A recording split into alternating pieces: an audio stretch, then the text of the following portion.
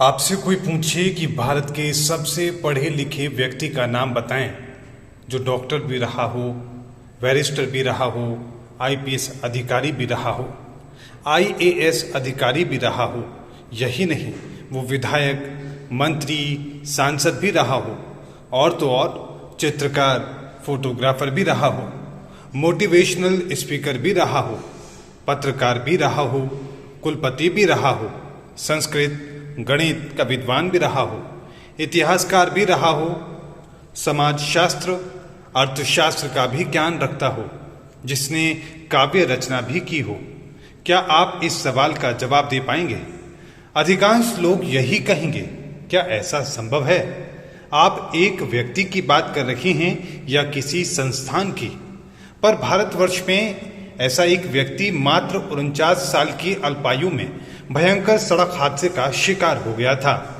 उस व्यक्ति का नाम है श्रीकांत जिचकर।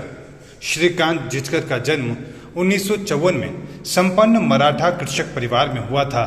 वो भारत के सबसे ज्यादा पढ़े लिखे व्यक्ति थे जो गिनीज बुक ऑफ रिकॉर्ड में दर्ज हैं। श्रीकांत ने 20 से ज्यादा डिग्री हासिल की थी, कुछ रेगुलर और कुछ पत्राचार के जरिए, वो भी फर्स्ट क्लास, गोल्ड मेडलिस्ट। कुछ डिग्रियां तो उच्च शिक्षा में नियम ना होने के कारण उन्हें दी नहीं गई, जबकि इम्तिहान उन्होंने जरूर दिया था।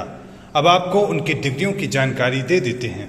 MBBS, MD gold medallist, LLB, LLM, MBA, bachelors in journalism, Sanskrit में डीलेट की उपाधि, university topper, MA English, MA Hindi, MA history, MA psychology, MA sociology, MA political science, MA archaeology, MA anthropology. Shrikant 1978 batch के आईपीएस और 1980 batch के IAS अधिकारी भी रहे हैं। 1981 में वो महाराष्ट्र में विधायक बने। 92 से लेकर 98 तक राज्यसभा सांसद रहे। श्रीकांत जिचकर ने साल 1973 से लेकर 1990 तक तमाम यूनिवर्सिटी के इम्तिहान देने में समय गुजारा। 1980 में आईएएस की सिर्फ 4 महीने की नौकरी की और फिर इस्तीफा दे दिया। 26 साल की उम्र में देश के सबसे कम उम्र के विधायक बने। महाराष्ट्र सरकार में मंत्री भी बने। वो 14 पोर्टफोलियो हासिल करके सबसे प्रभावशाली मंत्री रहे। उन्होंने महाराष्ट्र में पुलिस सुधार पर काफी काम किया।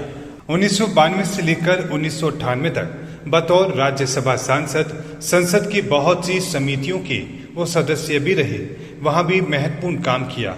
1999 में वो भयंकर कैंसर के शिकार हो गए थे। डॉक्टर ने कहा कि आपके पास केवल 1 महीना है। श्रीकांत अस्पताल पर मृत्युशैया पर पड़े हुए थे, लेकिन आध्यात्मिक विचारों के धनी श्रीकांत जिचकर ने आस नहीं छोड़ी। उसी दौरान कोई सन्यासी अस्पताल में आया। उसने उन्हें ढांढस बंधाया, संस्कृत भाषा शास्त्रों का अध्ययन करने के लिए प्रेरित किया और कहा कि तुम अभी नहीं मर सकते, अभी तुम्हें बहुत काम करना है। चमत्कारी तौर से श्रीकांत जिचकर पूर्ण रूप से स्वस्थ होकर चले गए। स्वस्थ होते ही राजनीति से संन्यास लेकर उन्होंने संस्कृत में डीलिट की उपाधि अर्जित की।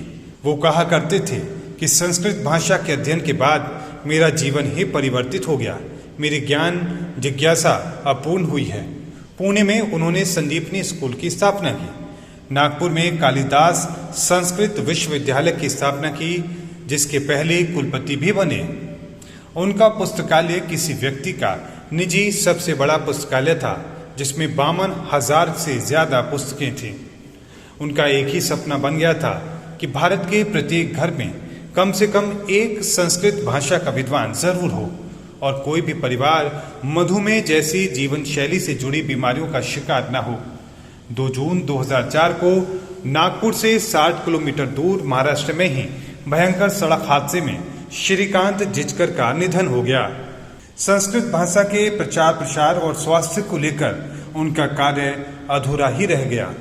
ऐसे शिक्षक, चिकित्सक, विधि विशेषज्ञ, प्रशासक और राजनेता के मिश्रित व्यक्तित्व को शत शत नमन। आप श्रीकांत जिचकर के लिए क्या कहना चाहेंगे? कमेंट बॉक्स में जरूर बताएं।